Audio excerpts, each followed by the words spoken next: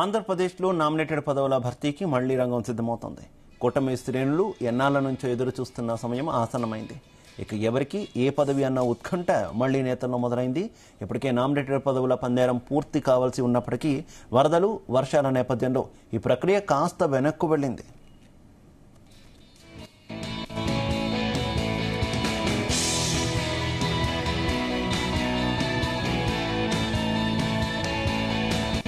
ఇక వరదలు తగ్గుముఖం పట్టడంతో కూటమి సర్కార్ నామినేటెడ్ పోస్టుల భర్తీపై మరోసారి కసరత్తును మొదలుపెట్టింది.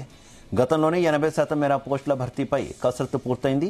మిగిలిన కసరత్తును కూడా పూర్తి చేసి ఈ నెల ఆఖరులోగా నామినేటెడ్ పదవుల భర్తీ చేసే యోచనలో సీఎం చంద్రబాబు ఉన్నారు. 3 పార్టీల మధ్య ఇప్పటికీ ఒక అవగాహన కుదిరిన నేపథ్యంలో సాధ్యమైనంత త్వరగా ఈ ప్రక్రియను పూర్తి చేయాలని కూటమి ప్రభుత్వం భావిస్తోంది. తొలి 100 రోజుల్లోనే ఈ పోస్టులను భర్తీ చేస్తామని కూటమి అగ్రనేతలు ప్రకటించిన నేపథ్యంలో ఇప్పుడు పదవుల కోసం నేతలు ఎదురు చూస్తున్నారు.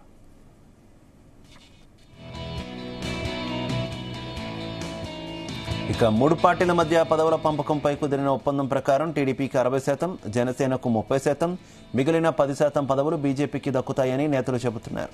ఈ నేపథ్యంలో ఇప్పుడు రాష్ట్రంలో మిగిలిన నామినేటెడ్ పోస్టులు, ఆలయాలు, ట్రస్ట్ బోర్డు పాలకవర్గాలపై కూటమి సర్కార్ దృష్టి పెట్టింది. తమ పార్టీ ఎమ్మెల్యేలు ఉన్న చోట సగం పదవులు దక్కడంతో పాటు మరో 10% రాష్ట్ర స్థాయి పదవులు దక్కనున్న నేపథ్యంలో కమలం పార్టీలో సంతృప్తి వ్యక్తమవుతోంది. ఇదే సమయంలో ఈ నెల 25, 26 తేదీల్లో రాష్ట్ర స్థాయి పదవుల తొలి జాబితా ప్రకటించే అవకాశం ఉందని టీడీపీ ముఖ్య నేతలు భావిస్తున్నారు.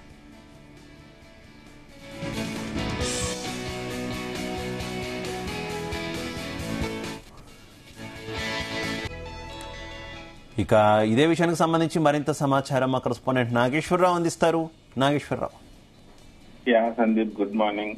ఆంధ్రప్రదేశ్ రాష్ట్రంలో ఎన్నాళ్ళ నుంచో వేసిన హృదయం అన్న చందాన ఉంది. టీడీపీ, బీజేపీ, జనసేన నాయకుల పరిస్థితి ఇప్పటికే నామినేటెడ్ పోస్టు భర్తీతో తమ యొక్క ఆ శక్తి సామర్థ్యాలు నిరూపించుకొని ఒక అందలం ఎక్కుదాం అనుకున్న వాళ్ళందరూ కూడా నానాటికి నిరాశ దొరుకుతుందని చెప్పుకోవచ్చు.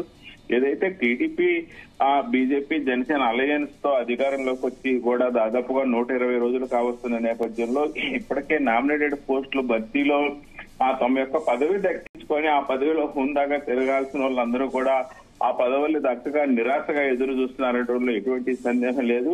ఈ నేపథ్యంలోనే ఈ నెల గాని, పోయిన నెల ఆగస్టు నెలాఖరు గాని, సెప్టెంబర్ మొదటి వారంలో గాని నామినేటెడ్ పోస్టులు వదులుతామని కూడా ప్రభుత్వం చెప్పినప్పటికీ ఆ వరదలు బీభత్సం సృష్టించడంతో కొంత మేరకు నామినేటెడ్ పోస్టు ప్రక్రియ వేగం మందగించిందని చెప్పుకోవచ్చు. ఆశపడ్డ వారందరికీ నిరాశ ఎదురైందని చెప్పుకోవచ్చు. ఇప్పటికే దాదాపుగా ఎన్డీఏ కూటమిలోని టీడీపీ ప్రభుత్వం, టీడీపీలోని ముఖ్య నాయకులు అందరూ కూడా తమ పార్టీ అధికారంలోకి వస్తే తమకు నామినేటెడ్ పదవులు వస్తాయంటూ కూడా ఆశగా ఎదురు చూస్తున్న వాళ్ళందరికీ జనసేన, బీజేపీ రూపంలో గండి ఇప్పటికే కొంత మడికి పడిన నేపథ్యంలో ఇప్పటికే రావాల్సిన వారికి కూడా పదవులు అందకపోవడం పట్ల తీవ్ర అసంతృప్తితో ఉన్నారనుకోవచ్చు, నిరాశతో ఎదురు చూస్తున్నారని చెప్పుకోవచ్చు. అయితే ఈ నేపథ్యంలోనే మరలా నామినేటెడ్ పోస్టులు భర్తీ ప్రక్రియకు సంబంధించి నిన్నటి నుంచి చంద్రబాబు ప్రారంభించినట్టు తెలుస్తా ఉంది.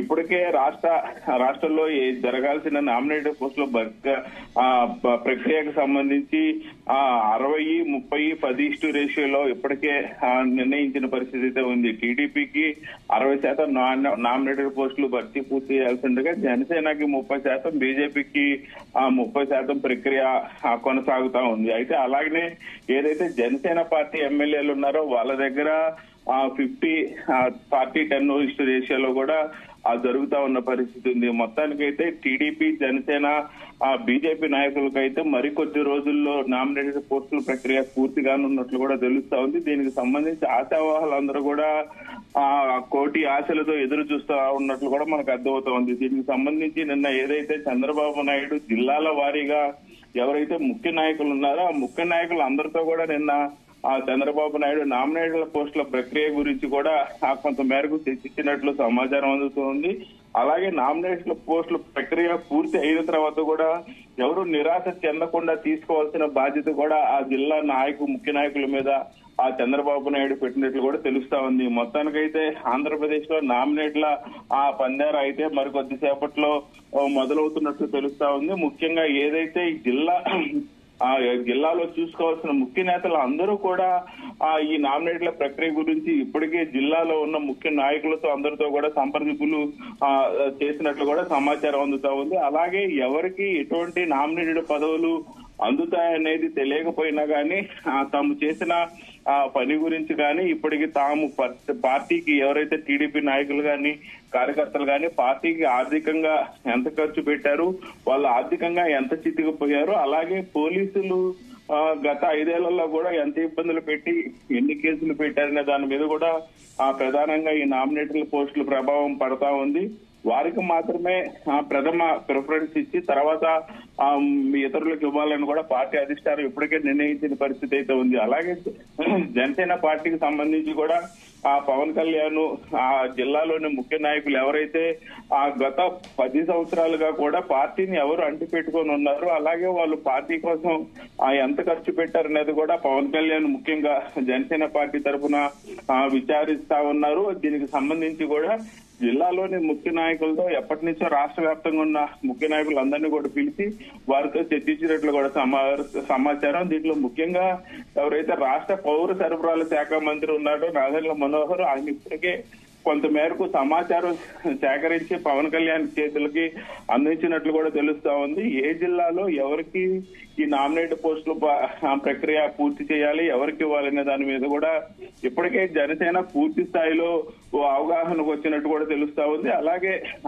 ఎన్డీఏ కుటుంబంలో మరొక పార్టీ బీజేపీ పార్టీకి సంబంధించి కూడా ఇప్పటికే ఎవరికి ఇవ్వాలి ఎన్ని అనేది కూడా పార్టీ అధిష్టానంతో చర్చించి వారికి ఎవరికి ఇవ్వబోతున్నారు అనేది కూడా క్లియరెన్స్ చేసి చంద్రబాబు నాయుడుకి బీజేపీ యొక్క లిస్ట్ ఇచ్చినట్లు కూడా సమాచారం అందుతుంది. మొత్తానికైతే జనసేన బీజేపీ లిస్టు మొత్తం పూర్తిగా అయిపోయినట్లు కూడా తెలుస్తా ఉంది. ఈ మేరకు ఆ లిస్టు మొత్తం కూడా చంద్రబాబు నాయుడుకి అందించినట్టు తెలుస్తా ఉంది. అయితే ముఖ్యంగా ఏదైతే టీడీపీ పార్టీకి సంబంధించి ఇప్పటికే జనసేన బీజేపీ కుటుంబంతో పొత్తు పెట్టుకోవటం వల్ల ఆ పార్టీల రూపంలో కొంత మేరకు టీడీపీ పార్టీకి గండిపడినప్పటికీ పార్టీని పటిష్ట స్థితిలో ఉంచేందుకు తనదైన శైలిలో చంద్రబాబు నాయుడు ఆ పార్టీ పదవులకు సంబంధించి కానీ ఇటుపక్క నామినేటెడ్ పదవుల పోస్టులు కానీ రెండింటికి బేరేజ్ చేసుకుంటూ నామినేటెడ్ పోస్టు దక్కాల్సిన వాళ్ళకి దక్కకపోయినా